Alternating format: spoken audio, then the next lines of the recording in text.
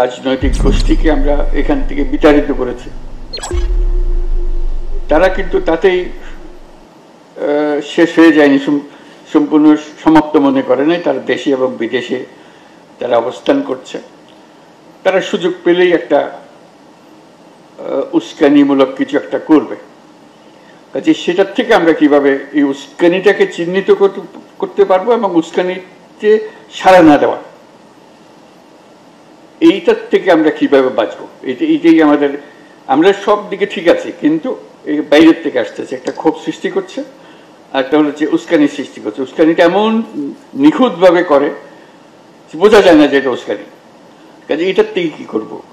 তারপরে বহির্বিশ্বে আবার কেউ আছে যারা আমাদেরকে বিভিন্নভাবে উস্কানির সূত্রপাত করে। তাদের দেশের যারা সংখ্যালঘু, তাদের উপরে যে